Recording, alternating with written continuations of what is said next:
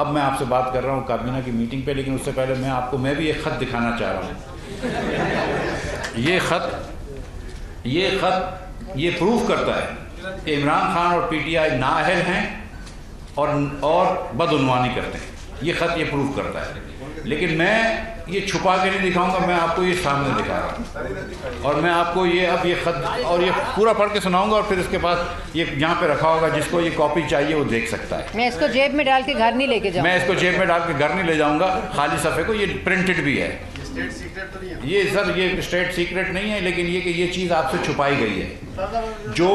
ایسے اب مجھے کہنا نہیں چاہیے، لیکن جو یہ کہہ رہے تھے کہ امریکہ ان کے خلاف سازش کر رہا ہے، پھر ان کو بلا کے بتا دیا کہ سبوں کسی کو بتانا نہیں، ہم ان کو سازش کر رہے ہیں۔ اچھا، اور پڑھے لکھے لوگوں کے بارے میں ان کو اب یہ کہتے ہیں کہ نہیں دیکھو وہ سازش کر رہے تھے، ہم کو بتایا ہے انہوں نے، 25 دن ہم بیٹھے رہے تھے، اب ہم کو خیال آیا جیسے ہماری حکومت جا رہی تھی کہ ہمارے خلاف سازش تھی، ہم آپ کو یہ بتا رہے ہیں کہ یہ عمران خان کی نااہلی کا ثبوت ہے، یہ ان کی بدعنوانی کا ثبوت ہے۔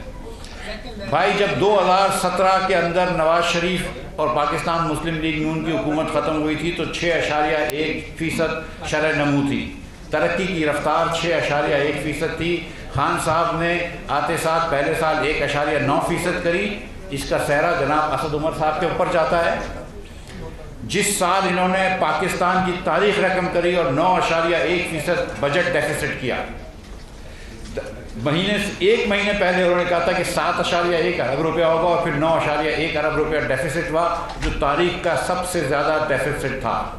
آج اسد عمر صاحب یہ بتا رہے ہیں ہم کو کہ معیشت اچھی ہے یا بری ہے، تو اسد عمر صاحب کو ذرا سوچنا چاہیے کہ ان کے ایک سال میں جب ان کے وزیر اعظم نے ان کو نکالا تھا تو بجٹ ڈیفیسٹ کیا تھا 9.1%، اور شرح نمو ہو گئی تھی 1.9%۔ اگلے سال شرح نمو ہوئی تھی -1%، اور اس سال بھی ورلڈ بینک کہتا ہے کہ 4% ہوگی۔ جب ہم چھوڑ کے گئے تھے تو 6.1% چھوڑ کے گئے تھے، ہم مہنگائی چھوڑ کے گئے تھے 3.9% پہ۔ مارچ کے مہینے میں مہنگائی 12.7% ہے۔ سی پی آئی کنزیومر پرائس انڈیکس، اگر میں ایس پی آئی دیکھوں سینسٹیو پرائس انڈیکس، یہ 51 وہ چیزیں ہوتی ہیں جو اشیاء خرد و نوش ہوتی ہیں جو ہمارے لیے ضروری ہے زندہ رہنے کے لیے، اس میں اس وقت مہنگائی 17.3% ہے۔ اور پاکستان کی تاریخ کو آپ جا کے دیکھ لیں کہ ہمیشہ اربن ایریاز میں، شہری علاقوں میں تھوڑی سی کھانے پینے کی چیزیں مہنگی زیادہ ہوتی تھی بنسبت دیہی علاقوں میں۔ خان صاحب نے اس کو بھی الٹ کر دیا اور اب دیہی علاقوں کی مہنگائی زیادہ ہو گئی ہے، اور فوڈ انفلیشن 2.3% پہ ہم چھوڑ کے گئے تھے، 2.3% پہ وہ بھی اس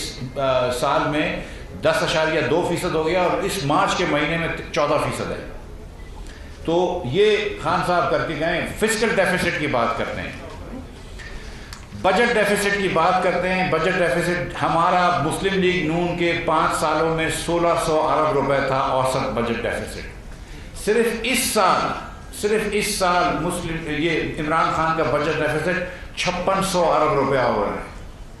انہوں نے تخمینہ کیا تھا، آئی ایم ایف سے وہ وعدے وعید کیے تھے کہ 3990 ارب روپے ہوگا، لیکن اب ہو رہا ہے 5600 ارب روپے۔ یہ معیشت مجھے وہ دے کے گئے جس کے اندر میں کوشش کروں گا اس کو کم کرنے کی، لیکن اس وقت ٹو بی ایگزیکٹ 5575 ارب روپے کا ڈیفیسٹ لے کے چھوڑ کے جا رہے ہیں۔ اس کے بعد ٹیکس کلیکشن دیکھ لیجئے تو جہاں ہم 11.1% پہ چھوڑ کے گئے تھے وہ 9.1% پہ آ گئے ہیں۔ ہم نے قرض جب چھوڑا تھا تو قرض اس وقت 24,952.9 ارب روپے تھا، دسمبر 31 کو 42,745 ارب روپے، اور ان پونے 4 سالوں میں اگر آج تک گن لوں تو خان صاحب نے 20,000 ارب روپے سے زیادہ قرض لیا ہے پونے 4 سال میں۔ اب اس کو کمپیئر کریں کہ 71 سالوں میں پہلے وزیر اعظم تھے پاکستان کے شہید لیاقت علی خان، ان سے لے کر تمام الیکٹڈ وزیر اعظم کے بعد جو کیئر ٹیکر وزیر اعظم آئے تھے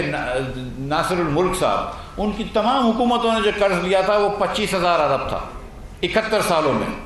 اور عمران خان نے اکیلے نے پونے 4 سالوں میں 20,000 ارب روپے کا قرض لیا ہے، اور پھر بھاشن بھی دیتے ہیں کہ قرض کم ہونا چاہیے۔ اس کے بعد سالانہ ایوریج کیا ہے کہ مسلم لیگ نون 2,000 ارب روپے قرض لیتی تھی سالانہ، اور اس کے اندر ہم نے 11,300 میگا واٹ پاور پلانٹ لگا کے چلایا، اور اس کے علاوہ 12-13 ہزار میگا واٹ